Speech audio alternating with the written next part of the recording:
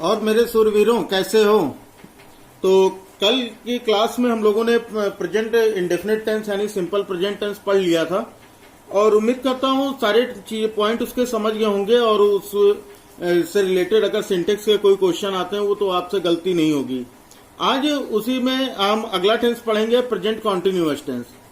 तो present continuous tense में क्या पढ़ा अब तक, जो लास्ट क्लासेज में पढ़ चुके हैं कि इनके वाक्यों के अंत में रहा है, रही है, रहे हैं, ये सारे चीजें आती हैं तो वो प्रेजेंट कॉन्टिन्यूअस टेंस में आते हैं। हाँ, उसका स्ट्रक्चर क्या पढ़ा, सब्जेक्ट, फिर उसके बाद इज एम आर, फिर मेन वर्ब की फोर्थ फॉर्म यानी वर्ब की फर्स्ट फॉर्म में आईएनजी और उसके बाद ऑब्जेक्ट। यही तो पढ़ा था, है तो आसान ही है। लेकिन हम यहाँ पढ़ेंगे कि किस किस जगह पर हम इसका यूज कर सकते हैं। क्या हर जगह पर रहा, रही, रहे अगर लगा है तो हम यूज कर सकते हैं?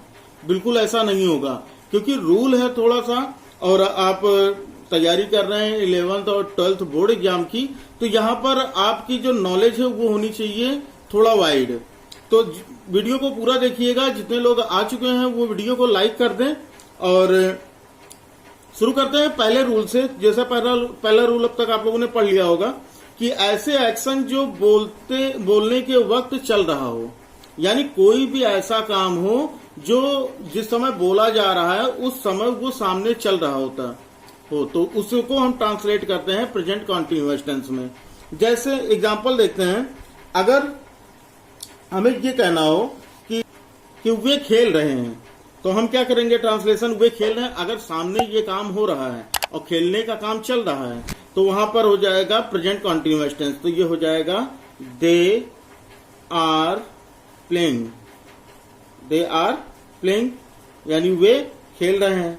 ये हो गया एग्जाम्पल। दूसरी चीज, अगर ये कह दिया जाए कि लड़कियां खो खो खेल रही हैं तो हो जाएगा the girls are playing kho kho यानी लड़कियां। लेकिन बात क्या होनी चाहिए, बात की जिस समय हम बोल रहे हैं उस समय वो काम चल रहा हो, तो ये प्रेजेंट कॉन्टिन्यूअस टेंस में ट्रांसलेट होता है। ठीक है। अच्छा, एक चीज ये होता है कि हम ये कैसे पहचानेंगे कि कौन सा काम अभी हो रहा है। कुछ चीजों की तो कुछ ट्रिक भी हो सकती है। जैसे अगर ये कहा जाए, नोट करके ये लिख लीजिए कि अगर मान लो कि वर्ड सेंटेंस में ये आए नाउ, क्या है नाउ, फिर आए at present, at the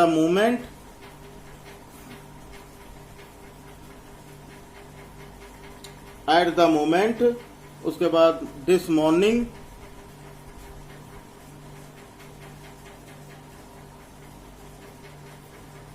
currently,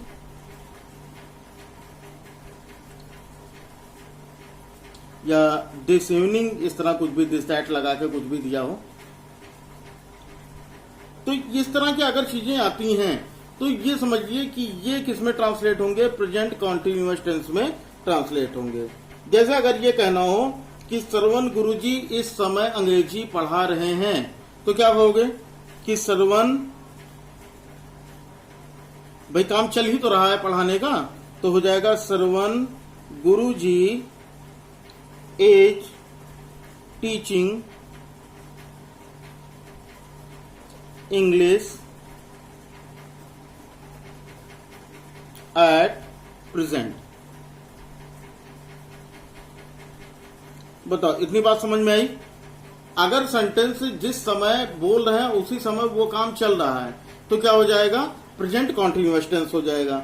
या फिर अगर ये सारी चीजें आ जाए, नाउ आ जाए, एट प्रेजेंट आ जाए, एट द मोमेंट आ जाए, दिस मॉर्निंग या करेंटली या दिस इवनिंग, ये सारी चीजें अगर इसमें से कुछ भी आता है तो वो प्रेजेंट कॉन्टिन्यूअस टेंस में ही ट्रांसलेट होगा। जैसे अगर ये कहना हो कि वह अब नॉवेल पढ़ रहा है, वह अब नॉवेल पढ़ रहा है, तो हो जाएगा ही is reading a novel now, he is reading a novel now. क्योंकि अगर ये बात सामने की या नाउ लग गया तो इसका मतलब ये ट्रांसलेट होगा प्रेजेंट कॉन्टिन्यूअस टेंस में। ठीक है। अगला देखो, जैसे अगर ये आ जाए कि वह स्वेटर बुन रही है, लास्ट ये इसका इस पॉइंट का देख लो कि अगर ये कहा जाए कि वह स्वेटर बुन रही, तो बुनने का क्या होता है, बुनने की इंग्लिश होती है निट, है ना। तो क्या हो जाएगा, she is knitting, she is knitting a sweater at this moment.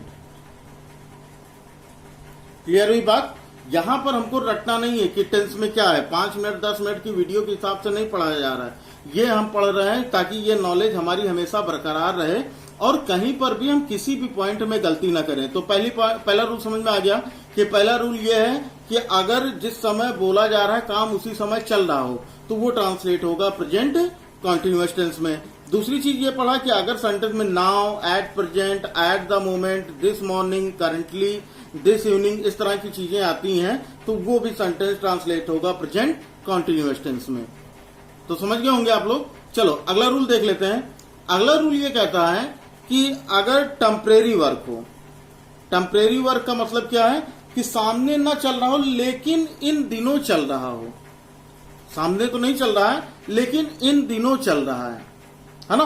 तो इस तरह के जो सेंटेंस होते हैं उनको भी प्रेजेंट कॉन्टिन्यूअस टेंस में ट्रांसलेट करते हैं, यानी उपयुक्त समय के आसपास जो काम चल रहा होता है उसे हम प्रेजेंट कॉन्टिन्यूअस टेंस में ट्रांसलेट करते हैं।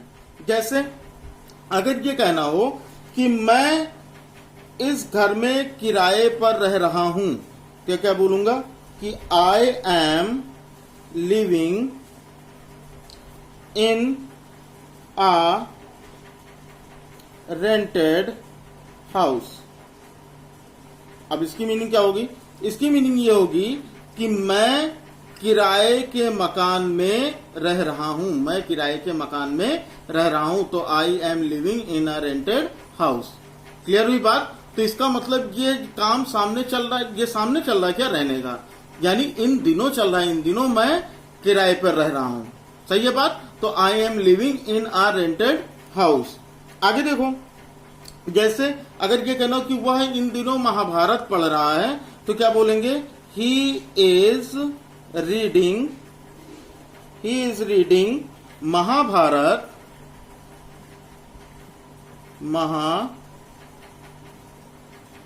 भारत।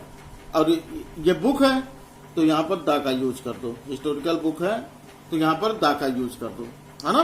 क्या रिलीजियस बुक होती है, हिस्टीरियस बुक और हिस्टीरियस बुक होती है तो उनके सामने द आर्टिकल का यूज होता है। हिस्टोरिकल बुक है ना, अरे रिलीजियस बुक है तो उसके सामने द आर्टिकल का यूज होगा। क्लियर हुई बात। तो he is reading the Mahabharat, यानी इन दिनों वह महाभारत पढ़ रहा है। समझ में आ रही बात। जैसे अगर ये कहना हो इन दिनों वह फिजिक्स पढ़ रही है तो क्या बोलेंगे कि she is studying, STUDYING, studying physics these days. कहने का मतलब क्या हुआ कि इन दिनों वह फिजिक्स पढ़ रही है। तो ये रेगुलर का काम नहीं है। क्या होना चाहिए, अगर ये भी पता लग जाए कि इन दिनों हो रहा है या कोई भी निश्चित टाइम का मतलब ये है कि अगर जो बोलते वक्त ना हो लेकिन वो काम जो हो कि उस उपयुक्त समय के आसपास हो या उन दिनों चल रहा हो, तो उनको हम ट्रांसलेट करते हैं प्रेजेंट कॉन्टिन्यूअस टेंस में। समझ में आ गया। चलो आगे देखते हैं अगला रूल क्या है। अगला रूल यह है कि अगर सेंटेंस में, समझना बात, कि नियरेस्ट फ्यूचर के फिक्स्ड प्रोग्राम या प्लान की बात की गई हो, सेंटेंस में नियरेस्ट फ्यूचर यानी जो भविष्य के बहुत नजदीक हो और कोई फिक्स्ड प्लान या प्रोग्राम हो, तो उसको हम ट्रांसलेट करेंगे प्रेजेंट कॉन्टिन्यूअस टेंस में। जैसे क्या कहना हो, जैसे अगर कहना हो कि वह आज रात लखनऊ जा रहा है तो क्या होगा translation, he is going to Lucknow tonight. बात आई समझ में। यहां पर देखो क्या कह रहा है कि he is going to Lucknow tonight, यानी ये टू नाइट का मतलब क्या, आज रात, यानी फ्यूचर की बात हो गई। तो फ्यूचर की बात हो और फिक्स प्रोग्राम या प्लान हो तो उसे हम किस में ट्रांसलेट करेंगे, प्रेजेंट कॉन्टिन्यूअस टेंस में, तो हो जाए he is going to Lucknow tonight. जैसे अगर ये हो जाए कि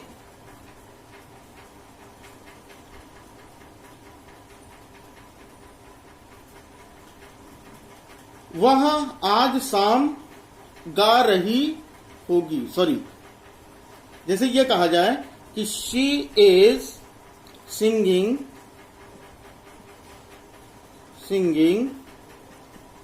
दिस इवनिंग।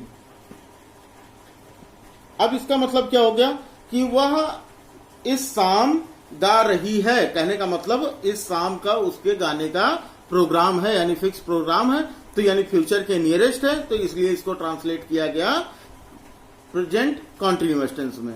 भाई समझो, एक समझने वाली बात है कि जैसे हम कोई भी चीज कहते हैं, जैसे कोई फिल्म है, अगर मान लो संडे को आने वाली है, तो अरे इस संडे को तो धूम 3 आ रही है, यही तो बोलते हैं, आ रही है, जबकि बात है संडे की, मतलब फ्यूचर की। तो अगर फ्यूचर का कोई भी प्लान हो तो ये फिक्स प्लान होगा ना, तो नियरेस्ट फ्यूचर का अगर कोई फिक्स प्लान हो या प्रोग्राम हो तो उसे हम ट्रांसलेट करते हैं किसमें, फ्यूचर नहीं, प्रेजेंट कॉन्टिन्यूअस टेंस में, यही तो होगा।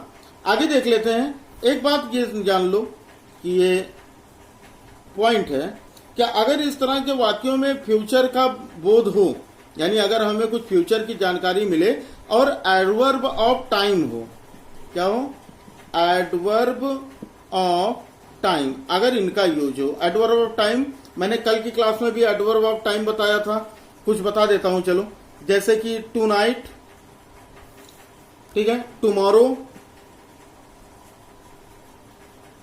Tomorrow, next day, next night, next moment, next week, next month, next year, ठीक, दिस मॉर्निंग, दिस इवनिंग, इस तरह के दिस मॉर्निंग, दिस इवनिंग, या फिर टाइम दिया हो, क्या दिया हो, 5 o'clock या 5 AM, है ना, या फिर 5 PM, कुछ भी इस तरह से दिया हो, तो ये इसका मतलब ये है कि ये निश्चित रूप से ये फ्यूचर के प्लान हैं, समझा, एडवर्ब ऑफ टाइम अगर दिया होगा तो इससे ये समझ जाना कि ये सेंटेंस ट्रांसलेट होगा किसमें, प्रेजेंट कॉन्टिन्यूअस टेंस में। क्लियर है बात इतनी? चलो आगे देखो, अगला रूल क्या है। अगला रूल ये है कि अगर कोई इंटेंशन बताना हो, इंटेंशन का मतलब क्या हुआ, कोई इरादा बताना हो, या फिर लाइक्लीहुड, लाइक्लीहुड का मतलब क्या है कि अगर कोई संभावना बतानी हो कि ये काम हो सकता है, अगर किसी चीज अपना इरादा बताना हो या संभावना बतानी हो, तो ऐसे सेंटेंस भी प्रेजेंट कॉन्टिन्यूअस टेंस में ट्रांसलेट होते हैं। जैसे अगर ये कहना हो कि I am going to see my father in law, father in law, इसका मतलब क्या है कि I am going to see my father in law, मैं अपने फादर इन लॉ को देखने जा रहा हूं। तो इसका मतलब क्या हुआ, देखने जा रहा हूं, इसका मतलब ये हुआ कि देखने जाने का इरादा है ना, अभी जा रहा हूं भाई, जाने का काम थोड़ी चल रहा है। या अगर ये इरादा बताए, जैसे ये हो जाए किसी तबीयत, हाँ हाँ आज मैं उन्हें देखने जा रहा हूं, ठीक है, तो इसका मतलब क्या, ये भी फ्यूचर का ही प्लान है, लेकिन ये क्या है, एक केवल इंटेंशन है, एक इरादा है। जैसे एक सेंटेंस ये देख लो, he is going to die, he is going to die.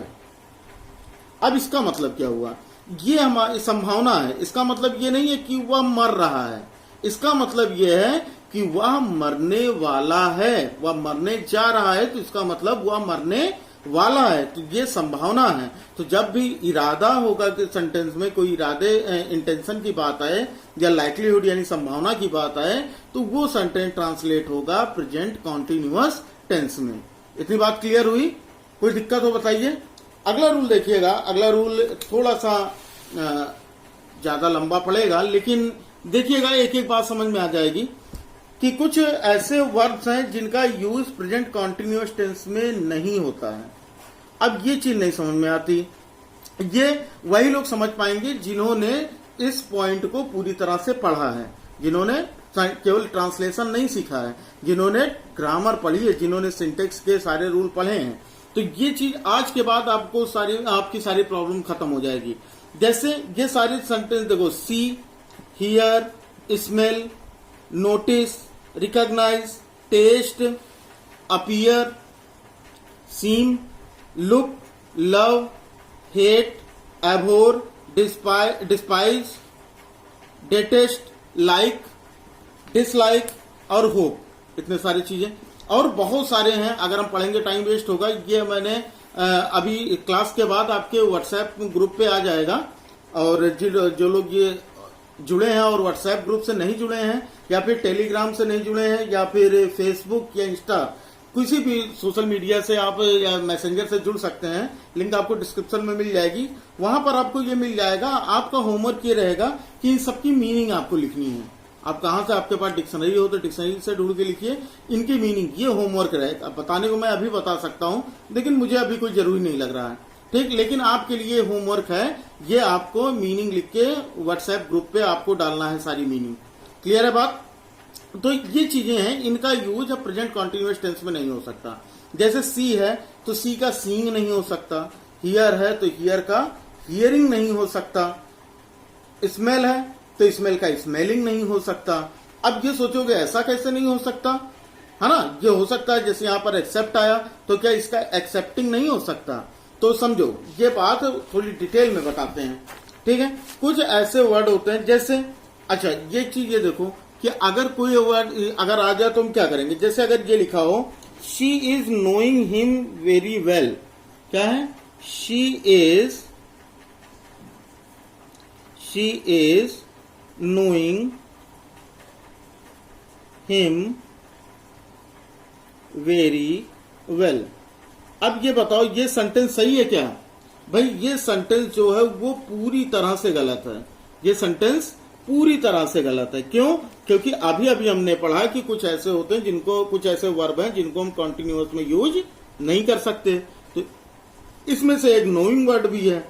भाई एक चीज ये देखो कि अगर ये कहा जाए कि शी इज नोइंग हिम, वह उसे अच्छी तरह से जान रही है। हिंदी में तो हम बोलते हैं हाँ हाँ, जैसे कोई आ गया कहे पहचाने तो कहे हाँ जान, पहचान तो नहीं रहे लेकिन आपको जान रहे हैं। तो जान रहे क्या मतलब? वो कोई काम हुआ क्या? ये दिखाई दे रहा है ये काम हो रहा है? नहीं। उसी तरह से ये नो, जो हमारे ये फील वाले वर्ड्स होते हैं, हमारी सोच के जो शब्द होते हैं, उनका आईएनजी यूज नहीं होता है। तो she is knowing him very well, ये गलत है। तो इसका सही क्या होगा? She knows him, she knows him very well, ये इसका सही यूज होगा। बात आई समझ में? कोई दिक्कत हो बताइए? समझ में आ गया ना? तो ये इसका सही यूज होगा, आईएनजी का यूज गलत है। अच्छा आगे देखते हैं एक और सेंटेंस। जैसे हो गया एक एग्जांपल, तो ये हो गया। दूसरा एग्जांपल देखो, दूसरा एग्जांपल क्या है? He is understanding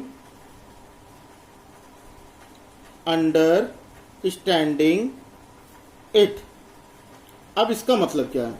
he is understanding it, तो इसका मतलब हो गया वह इसे समझ रहा है। तो ये बताओ भाई, समझने का काम जो होगा वो दिखाई देगा, सामने हो रहा होगा। अगर मैं पढ़ा रहा हूं और आप लोगों की समझ में आ रहा है तो क्या मुझे दिखाई दे रहा है? नहीं ना। तो इसलिए ये वर्ड आईएनजी में यूज नहीं हो सकता, अंडरस्टैंड। तो यानी ये सेंटेंस गलत है। तो सही सेंटेंस क्या होगा? सही सेंटेंस होगा he understands it, he understands it. समझ में तो आ रहा है ना सबको? हिंदी के हिसाब से तो चलो ठीक है, हिंदी के हिसाब से सेंटेंस सही है कि आ रहा है, लेकिन इंग्लिश के हिसाब से वो आईएनजी में यूज नहीं हो सकता। क्लियर है बात? अगला एक और एग्जांपल बताएं। चलो, जैसे ये एग्जांपल है कि आई एम फीलिंग दैट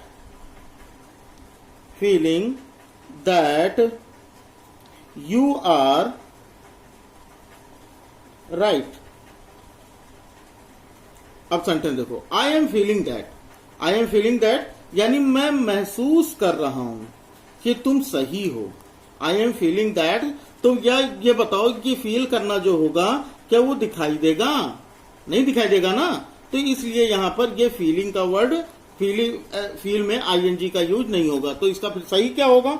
इसका हो जाएगा आई फील दैट, मैं महसूस करता हूं। क्या हो जाएगा? I feel that you are right. I feel that you are right. बताओ, समझ में आ गई बात? किसको समझ में नहीं आ रहा है? अगर सोच वाले जो शब्द होते हैं जो दिखाई नहीं देते हैं उनका आईएनजी यूज नहीं होगा, यानी वो कॉन्टिन्यूअस में यूज नहीं होते हैं। जैसे सेंटेंस है, वह एक स्कूटर खरीद रही है। मतलब क्या हो जाएगा? She is owning, OWNING, owning I scooter. Owning a scooter. अब इस सेंटेंस को देखो। इस सेंटेंस में क्या होगा कि वह एक स्कूटर ले रही है, तो इसका मतलब क्या हो गया? ओनिंग, मतलब दिखाई दे रहा है क्या? तो इसका मतलब ये सेंटेंस गलत है। ओन का भी आईएनजी यूज नहीं हो सकता। तो इसका सही यूज क्या होगा? इसका हो जाएगा शी ओन्स आ स्कूटर। देखो प्रेजेंट सारे के सारे किसमें ट्रांसलेट हो रहे हैं? सिंपल प्रेजेंट टेंस में ट्रांसलेट हो रहे हैं। ठीक है। तो कुछ ऐसे वर्ड हैं जो पिछले हम लोगों ने अभी लास्ट पेज पे देखा, उनके ट्रांसलेशन किसमें होंगे? आईएनजी में नहीं होंगे। वो वर्ब्स कंटिन्यूअस में यूज नहीं हो सकते। ठीक है। लेकिन एक चीज ये जान लेते हैं कि जो वर्ब है इनमें से कुछ ऐसे वर्ब हैं जो कुछ खास स्थितियों में, कुछ विशेष परिस्थितियों में इनका यूज जो है वो प्रेजेंट कॉन्टिन्यूअस टेंस में होता है। ठीक है। तो इनको कैसे हम कैसे समझेंगे कि कौन कौन से ऐसे वर्ड हैं जो यूज होंगे प्रेजेंट कॉन्टिन्यूअस टेंस में? जैसे लिख लेते हैं, हेडिंग डाल देते हैं आप कि क्या होगा? इन प्रयोगों को सावधानी से यूज करना है, सावधानी से स्टडी करें। ये लिख दिया। मेन पॉइंट समझना है। अभी तक तो जितनी चीजें थी वो आप लोगों ने पढ़ी रही होंगी, लेकिन अब देखो क्या क्या पढ़ना है। सबसे पहले हम डिस्कस कर लेते हैं फील के बारे में। सबसे पहले डिस्कस कर लेते हैं फील, कि ये बताया कि फील का हम आईएनजी यूज नहीं कर सकते। तो क्या फील का आईएनजी यूज वाकई में नहीं हो सकता? भाई देखो, फील का मतलब क्या होता है? फील का मतलब होता है महसूस करना। क्या होता है? महसूस करना। अब ये बताओ कि अगर इसका मतलब मीनिंग जो है वो महसूस करने की मीनिंग में आए, तो उसे हम केवल और केवल प्रेजेंट, सिंपल प्रेजेंट टेंस में ट्रांसलेट कर सकते हैं।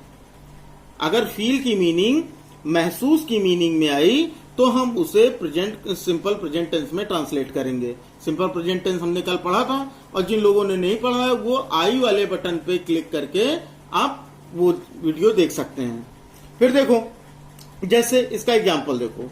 इसका एग्जाम्पल ये है कि अब वह महसूस करता है कि वह क्यों नहीं 80% अंक प्राप्त किया। तो हो जाएगा नाउ ही फील्स दैट। ठीक। Why he did not gate 80% marks. Next line पे लिखते हैं 80% मार्क्स। भाई देखो यहां पर क्या आया?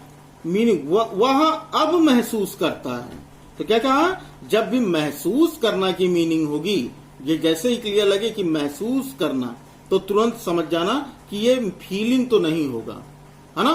तो ये फीलिंग नहीं होगा। तो यहां पर हो जाएगा नाउ ही फील्स। तो ये सिंपल प्रेजेंट टेंस में ट्रांसलेट होगा, ये इसका यूज होगा। जैसे मैं महसूस करता हूं कि वह एक महान व्यक्ति बनेगा। तो क्या हो जाएगा? मैं महसूस करता हूं, तो हो जाएगा I feel that he will be a great man. समझ में आई बात? मतलब क्या निकला इसका? इसकी मीनिंग निकलती है कि मैं महसूस करता हूं कि वह एक महान व्यक्ति बनेगा। तो यहां पर देखो आई फील महसूस करना की मीनिंग आई, तो इसलिए यूज हुआ ये सिंपल प्रेजेंट टेंस में। समझ में आ रही बात। एक चीज और देखो, अगर फील का मतलब कहीं कहीं पर होता है सोचना। अब ये समझ लो कि अगर फील का एक और मतलब होता है ना, और वो फील का मतलब होता है सोचना यानी थिंक। अगर थिंक की मीनिंग में आए सोचना या विचार करना, सोचना या विचार करना,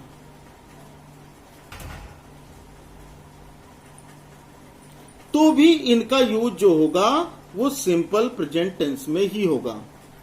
अगर यह आ जाए सोचना या विचार करना की मीनिंग में आए, तब भी इसका यूज जो है सिंपल प्रेजेंट टेंस में होगा। जैसे मैं सोचता हूं कि तुम सही हो, मैं सोचता हूं कि तुम सही हो, तो क्या हो जाएगा? I feel you are right. I feel मैं सोचता हूं, मेरे विचार से तुम सही हो।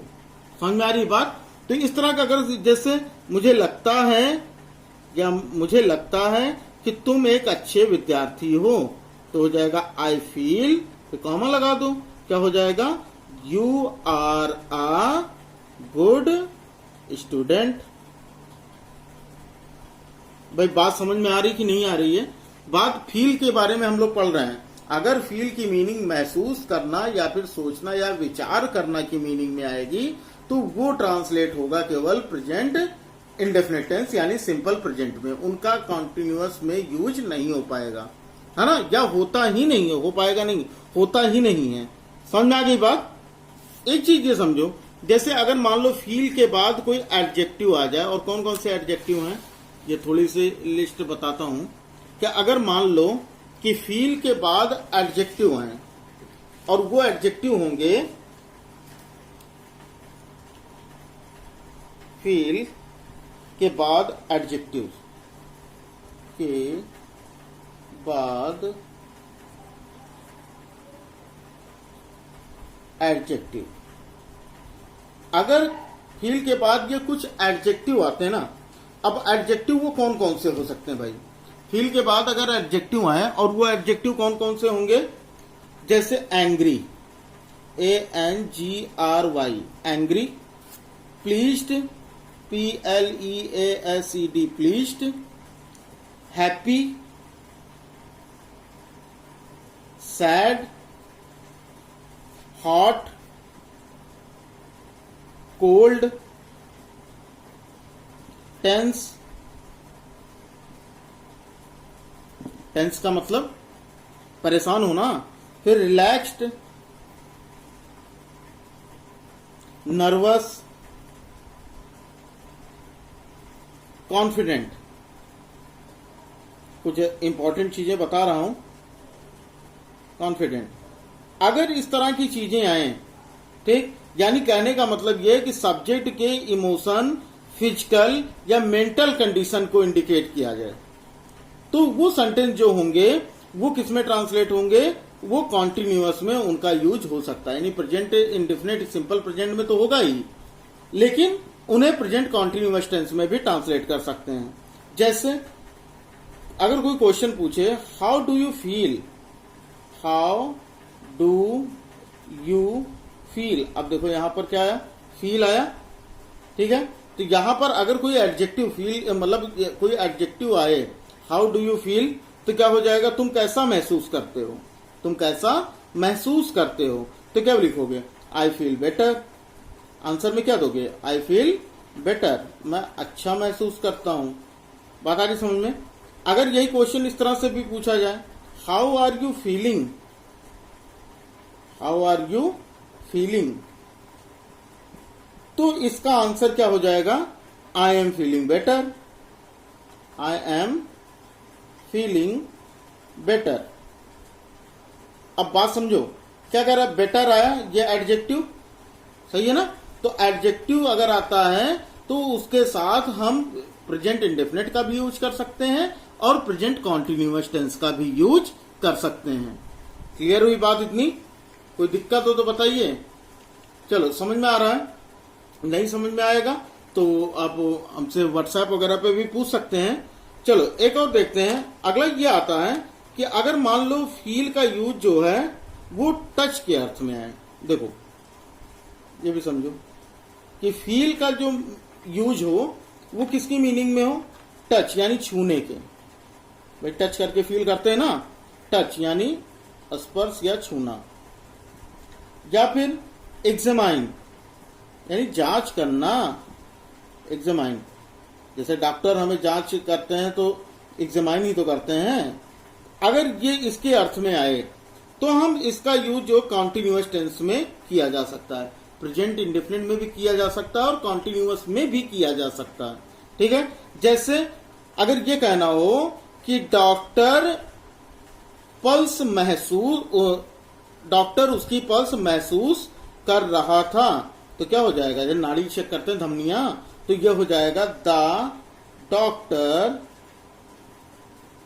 The doctor was feeling his pulse. अब देखो यहां पर डॉक्टर जो है वो उसकी नाड़ी को छूकर महसूस ही तो कर रहा था, स्पर्श कर रहा ना, स्पर्श करके ही तो जांच कर रहा है। तो यानी जब स्पर्श करना या जांच करना की मीनिंग में फील का यूज करना हो तो वहां पर हम फीलिंग कर सकते हैं। इतनी बात आई समझ में। अच्छा एक चीज और भी होता है कि अगर मान लो फील का यूज जो है वो, देखो फील का यूज किसमें होगा, अगर मान लो इसका ट्राई टू फाइंड समथिंग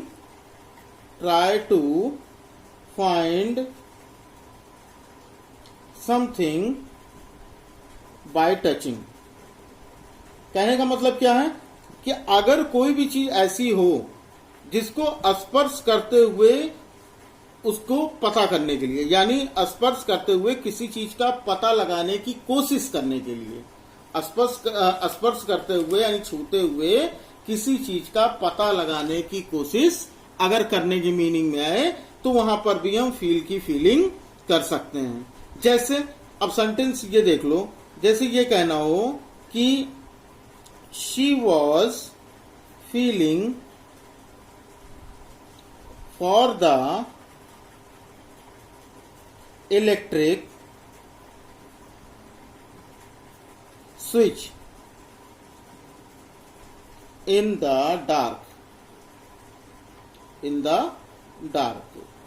अब देखो क्या हो गया, she was feeling for the electric switch in the dark, यानी अंधेरे में वह इलेक्ट्रिक स्विच छूने की कोशिश कर रही थी। समझ में आ गया। तो यहां पर ये क्या आ गया, वॉच की मीनिंग में आ गया। लेकिन अगर हम ईच करना चाहें तो, क्योंकि प्रेजेंट कॉन्टिन्यूअस टेंस पढ़ रहे हैं, तो यहां पर ईच कर लो। ठीक है, तो यह हो जाएगा वह अंधेरे में इलेक्ट्रिक स्विच छूने का प्रयास कर रही है, छूने की कोशिश कर रही है। तो यहां पर फीलिंग का यूज हुआ। समझ में आ गई बात। यानी कोई चीज छूने की कोशिश करना, यानी छूकर किसी चीज के पता लगाने की कोशिश करने की मीनिंग में अगर आएगा तो वहां पर हम फील का फीलिंग कर सकते हैं। समझ में आ गया। अगले पे आते हैं। अगला आता है पॉइंट सी। क्या आता है, सी। अगर सी आए तो क्या हम सी का सींग कर सकते हैं, सी का सींग कर सकते हैं। भाई सी का यूज जो होता है इसका मतलब होता है देखना। सी की मीनिंग क्या होती है, देखना, सही है ना। तो अगर मान लो कि सी की देखना की मीनिंग में अगर हमें यूज करना हो तो हम यहां क्या करेंगे, देखो जैसे अगर ये कहना हो कि we see with our eyes, we see with our eyes, मतलब क्या निकला, हम अपनी आंखों से देखते हैं। तो कहने का मतलब क्या है कि सी के मीनिंग जब देखना की मीनिंग में आएगी तो वहां पर केवल और केवल उसे हम प्रेजेंट इंडेफिनिट टेंस यानी सिंपल प्रेजेंट टेंस में ही ट्रांसलेट कर सकते हैं, उनका यूज हम कर सकते हैं। तो we see with our eyes, सही है सेंटेंस। अगला एग्जांपल देखो, जैसे अगर ये कहना हो कि आई सी हर सिंगिंग इन द बेडरूम, कहने का मतलब क्या है, आई सी हर सिंगिंग इन द बेडरूम, मैं उसका गाना या उसको गाते हुए बेडरूम में देखता हूं। तो ये सेंटेंस हुआ किसमें, सिंपल प्रेजेंट टेंस में। यानी जब भी सी की मीनिंग देखना के सेंस में आएगा तो वहां पर हम present continuous present definite tense या सिंपल प्रेजेंट टेंस का यूज करेंगे। अगर ये ऐसे लिखा होता we are seeing with our eyes, हम अपनी आंखों से देख रहे हैं, तो क्या सही होता, भाई हम अपनी आंखों से देखते हैं ना कि देख रहे हैं, यही तो बोलते हैं, मैं अपनी आंखों से देखता हूं, अपने कानों से सुनता हूं, ऐसे तो बोलते हैं। आई हियर हर सिंगिंग, अगर ये कहना हो कि I am seeing her singing in the bedroom, I am seeing her singing in the bedroom, मैं उसे गाते हुए बेडरूम में देख रहा हूं। तो यानी कहने का मतलब कि ये देखने का काम जारी, अगर सेंस में देखो तो ये समझ में नहीं आती, कहें कि कोई काम नहीं हो रहा है, तो यहां पर अस्सी का आईएनजी यूज नहीं हो सकता। समझ में आ गई बात। लेकिन अगर मान लेते हैं कि सी का यूज जो है, अगर सी का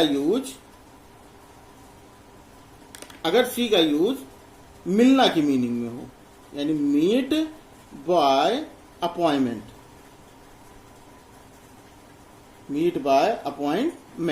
यानी अगर ये मिलना के अर्थ में हो तो इसे हम कॉन्टिन्यूअस में यूज कर सकते हैं, प्रेजेंट कॉन्टिन्यूअस टेंस में यूज कर सकते हैं। अगर हमें मीट बाय अपॉइंटमेंट यानी मिलना की मीनिंग में सी का यूज करना हो तो हम उसे प्रेजेंट कॉन्टिन्यूअस टेंस में यूज करते हैं। जैसे अगर ये कहना हो कि वह मुझसे आज मिल रहा है, वह मुझसे आज मिल रहा है, तो इसको हम क्या लिखेंगे, he is seeing me today. बताओ भाई, समझ में आ रहा है। अगर सी की मीनिंग मिलना के सेंस में यूज हो तो वहां पर प्रेजेंट कॉन्टिन्यूअस टेंस का यूज हो सकता है ना, हो सकता नहीं होगा। फिर यहां पर क्या है, जैसे अगर ये कहना हो कि उसका बड़ा भाई कल राज्यपाल से मिल रहा है, तो क्या लिखेंगे, his Elder brother is seeing the governor. कब, कल, तो हो गया टुमारो। सही है। तो यहां पर देखो एक क्षेत्र ये हो गया कि कल का काम है, यानी फ्यूचर का फिक्स प्लान प्रोग्राम है, तो चलो कॉन्टिन्यूअस में यूज कर सकते हैं प्रेजेंट कॉन्टिन्यूअस टेंस में। साथ में यहां पर सीइंग की जो मीनिंग यूज हुई है वो मिलना के सेंस में हो रही है, सीइंग का यूज मिलना के सेंस में हो रहा है, इसलिए इसे हम प्रेजेंट कॉन्टिन्यूअस टेंस में यूज कर पा रहे हैं। इतनी बात आ गई समझ में। चलो आगे देखते हैं।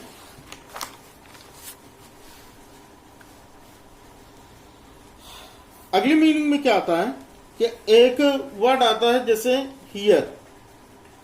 अगर हमें मान लो हियर का यूज करना हो, लिख लेते हैं पहले कि किसके बारे में हम लोग पढ़ रहे हैं। हियर, हियर का मतलब क्या होता है भाई, हियर का मतलब होता है सुनना।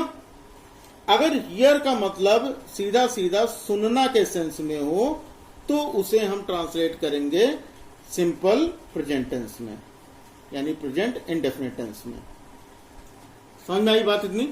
जैसे अगर ये कहना हो कि मैं I hear she is living for Patna, she is living for Patna. अब देखो इसका मतलब क्या निकला, आई हियर मैं सुन रहा हूं, लेकिन यहां पर सुनने की मीनिंग है मैं सुन रहा हूं कि वह पटना जा रही है, तो यहां पर क्या है, शी लिविंग फॉर पटना, वो पटना जा रही है। तो यहां पर क्या है कि आई हियर, यानी यहां पर सुनना की मीनिंग है मैं सुन रहा हूं। मैं सुन रहा हूं कि इंग्लिश कभी भी आई एम हियरिंग नहीं हो सकता। भाई हियरिंग का मतलब क्या होता है, हियरिंग का मतलब जैसे कोर्ट में होता है तो कोर्ट में हियरिंग बोला जाता है, हियरिंग का मतलब होता है सुनवाई, जो जज करता है, तो हम उसे नहीं बोल सकते, तो क्या हो जाएगा आई हियर। समझ में आ गई बात। I here see living for Patna, see living for Lucknow, see living for Gorakhpur, कुछ भी आप यहां पर यूज कर सकते हो। अगला जैसे अब ये अगर ये लिखा होता I am hearing she is living for Patna, तो ये सेंटेंस गलत होता। सही है। अगला देखो, जैसे मैं म्यूजिक सुनता हूं तो हो जाएगा आई हियर म्यूजिक। मैं म्यूजिक सुनता हूं, आई हियर म्यूजिक, यानी मैं म्यूजिक सुनता हूं, म्यूजिक सुन रहा हूं। अब ये कहना आई एम हियरिंग म्यूजिक, तो ये सेंटेंस गलत हो जाएगा, है ना, क्योंकि हियर को हम सुनने के सेंस में कभी भी आईएनजी का यूज नहीं कर सकते। बात आगे समझ में। लेकिन अगर हियर, अभी बताया ना कि अगर हियर का यूज सुनवाई के सेंस में आए, क्या है, हियर का यूज अगर सुनवाई की मीनिंग में आए तो हम उसे आईएनजी का यूज, यानी उसे हम प्रेजेंट कॉन्टिन्यूअस टेंस में यूज कर सकते हैं। जैसे सेंटेंस है द जज इज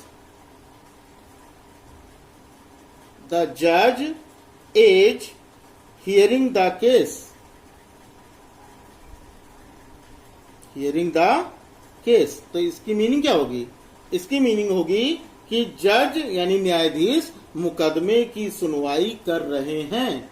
अभी यही तो बताया कि अगर किसके सेंस में होगा, अगर ये यूज किया जाएगा हियरिंग का यूज, हियर का यूज सुनवाई के सेंस में, तो वहां पर कॉन्टिन्यूअस प्रेजेंट कॉन्टिन्यूअस टेंस का यूज हो सकता है। तो यह हो जाएगा द जज इज हियरिंग द केस, तो इसका मतलब हो गया कि न्यायाधीश केस की सुनवाई या मामले की सुनवाई कर रहे हैं। क्लियर है बात? इतने में कोई दिक्कत हो तो बताइए। चलो भाई, तो जितने लोगों ने अभी तक वीडियो लाइक नहीं किया है वो वीडियो को लाइक जरूर कर दें। मुझे बार बार बोलना पड़ता है, फिर भी सब लोग नहीं करते हो। मुझे समझ में नहीं आता कि क्या इसमें आपका पैसा लग जाता है क्या? लाइक करने में और सब्सक्राइब करने में मुझे नहीं लगता कि पैसा लगेगा। हाँ, मुझे मोटिवेशन जरूर मिलेगा। चलो आगे देखते हैं। आगे आती है बात थिंक की। अगर देखो क्या वर्ड है, थिंक, THIN की स्पेलिंग गलत लिख दिया, थिंक। तो थिंक के बारे में सोचो कि थिंक का जो मतलब होता है, अगर इसका मतलब हो जाए विचार रखने के सेंस में, क्या, विचार रखना। अगर कहीं पर भी थिंक की मीनिंग विचार रखने के सेंस में हो तो हम उस सेंटेंस को सिंपल टेंस में ट्रांसलेट करते हैं, सिंपल टेंस में उसका यूज करते हैं। जैसे आई थिंक, अभी इसके पहले भी बताया था, जैसे हो जाए I think he is right. मैं सोचता हूं या मेरा विचार है कि वह सही है। तो यहां पर देखो आई थिंक, तो आई थिंकिंग नहीं होगा। सही है। लेकिन अगर मान लो ये चीज आ जाए कि किसी थिंक का यूज जो है वो किसी संभावित चीज पर विचार करना, किसकी मीनिंग में है, किसी संभावित चीज पर विचार करना, चीज पर विचार करना, इसकी मीनिंग में अगर आए तो वहां पर इसको हम प्रेजेंट कॉन्टिन्यूअस टेंस में यूज कर सकते हैं या प्रेजेंट कॉन्टिन्यूअस टेंस में यूज करेंगे। जैसे सेंटेंस कहना हो कि वह अपने गांव की संभावनाओं पर विचार कर रही है ना, क्या है, जैसे अगर उसे अपने गांव की संभावनाओं पर विचार करना हो, जैसे कि अगर ये कहना हो कि वो सोच रही है, वह गांव जाने के लिए सोच रही है, तो क्या हो जाएगा, she is thinking to go, she is thinking to go to her village. तो क्या है, ये संभावना ही तो है ना, ये संभावना ही तो है भाई कि वह सोच रही है अपने गांव जाने के लिए, वह अपने गांव जाने के लिए सोच रही है। तो इसका मतलब क्या है, ये संभावित चीज पे विचार कर रही है जो हो सकती है। समझ में आई बात? तो वहां पर हम थिंक का थिंकिंग यूज कर सकते हैं। इतनी बात आई समझ में? किसी को कोई प्रॉब्लम हो तो बताएगा जरूर। ऐसे ही वर्ड यूज होता है भाई अपीयर। क्या ये वर्ड यूज होता है, अपीयर। अपीयर का मतलब क्या होता है, अपीयर, अपीयर का मतलब समझ लो कि अपीयर जैसे होता है, उसका मतलब होता है प्रतीत होना। क्या होना है, प्रतीत होना।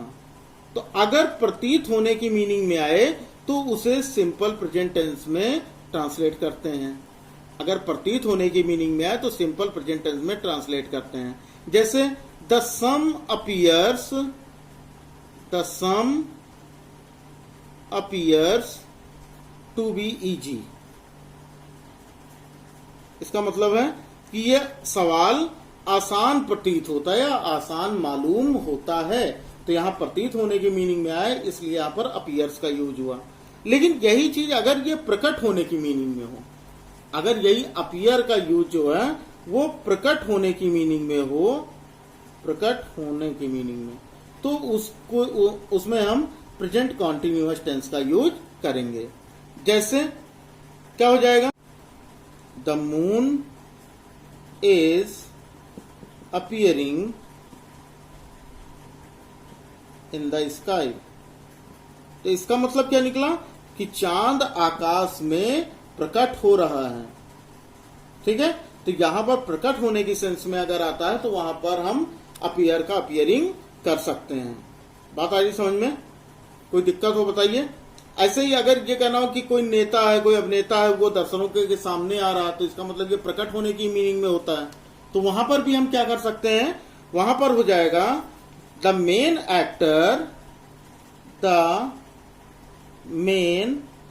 Actor is appearing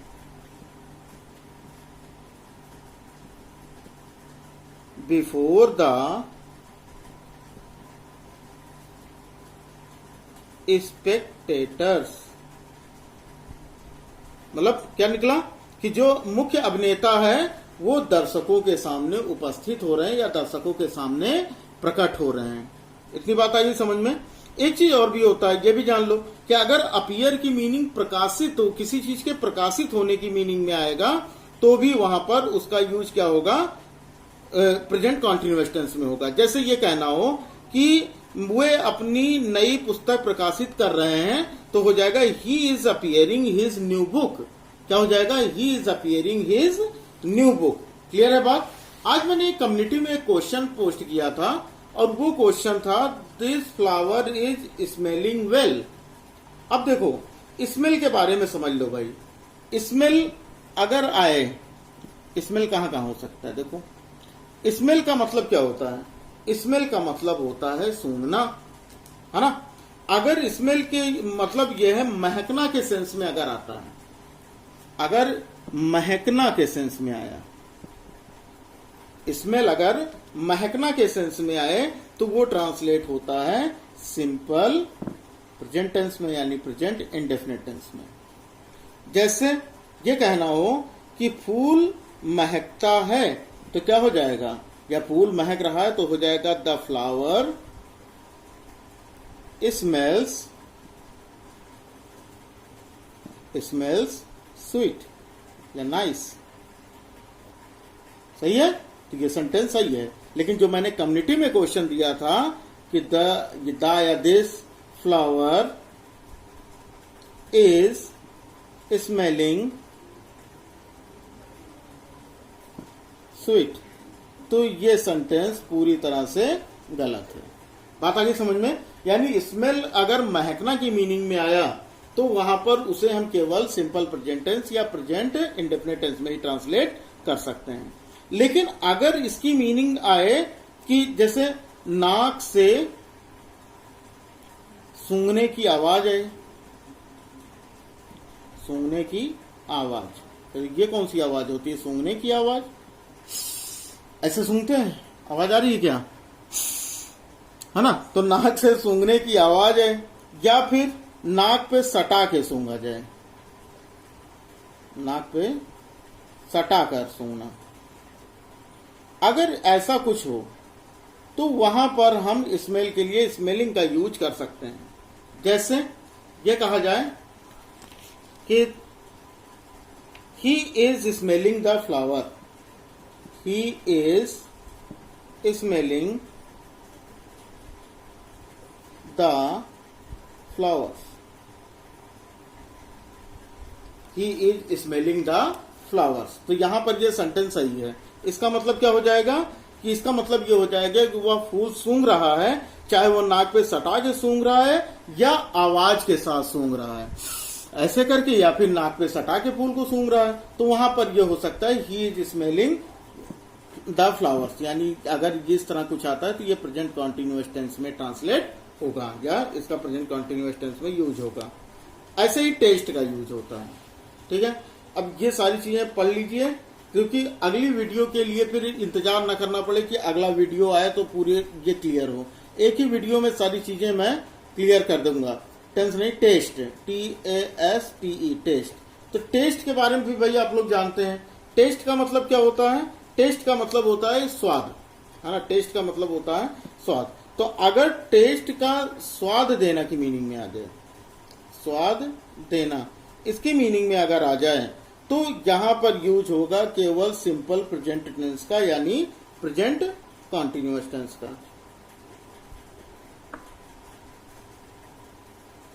present continuous, present indefinite tense का। बोलने में गलती हो जाती है, लेकिन दोबारा सुधार भी देता हूं। तो स्वाद देना, अगर टेस्ट जो हो वो स्वाद देना की मीनिंग में आए, तो उसे सिंपल प्रेजेंट टेंस या प्रेजेंट इंडेफिनिट टेंस में ही यूज करेंगे। जैसे अगर ये आ जाए कि चाय का स्वाद मीठा है ना, या चाय मीठी होती है, ऐसा बोलना हो, तो बोलेंगे दिस टी टेस्ट स्वीट। इसका मतलब क्या हो गया कि दिस टी टेस्ट स्वीट, यानी इस चाय का स्वाद मीठा है या यह चाय मीठी है। तो यहां पर देखो टेस्ट का यूज आया। जब भी स्वाद की मीनिंग में टेस्ट का यूज करना होगा तो वो प्रेजेंट इंडेफिनिट में करना। अगर ये कह दिया जाए कि this T is testing sweet, यानी यह चाय मीठी लग रही है, तो यानी ये सेंटेंस पूरी तरह से गलत है। ये सेंटेंस सही है। और अगर इसको इस तरह से लिखा जाए कि this T is testing sweet, तो ये सेंटेंस पूरी तरह से गलत है, क्योंकि अगर टेस्ट का मीनिंग स्वाद देने के सेंस में यूज करना हो, तो वहां पे केवल और केवल सिंपल प्रेजेंट टेंस या प्रेजेंट इंडेफिनिट टेंस का यूज होगा। दोनों सेम ही तो हैं। समझ में आ गई बात। अगली चीज ये आती है कि अगर मान लो स्वाद की जांच करनी हो, अगर मान लो स्वाद की जांच करनी हो, टेस्टिंग करना हो, जांच अगर करना हो, तो उस सेंस में हम कॉन्टिन्यूअस का, प्रेजेंट कॉन्टिन्यूअस टेंस का यूज हम करेंगे। जैसे अगर ये कहना हो कि he is testing the milk pudding, the milk pudding. कहने का मतलब क्या है कि वह दूध की खीर की स्वाद की जांच कर रहा है। जब देखो यहाँ पर टेस्ट आया ना, TASTE, टेस्ट, तो एक तो स्वाद देना, दूसरा अगर उस स्वाद की केवल जांच कर रहा है, तो वहां पर हम टेस्ट का टेस्टिंग यूज कर सकते हैं। बात आई समझ में? इतने में कोई दिक्कत? तो यहां पर टेस्टिंग हम कर सकते हैं। ठीक है। ऐसे ही वर्ड आता है एक्सपेक्ट। तो एक्सपेक्ट का मतलब क्या होता है? प्रतीक्षा करना। एक्सपेक्ट का मतलब क्या होता है? प्रतीक्षा करना। तो यानी अगर प्रतीक्षा की मीनिंग में आया एक्सपेक्ट, तो वहां पर उसे हम यूज करेंगे प्रेजेंट इंडेफिनिट टेंस में। ठीक है।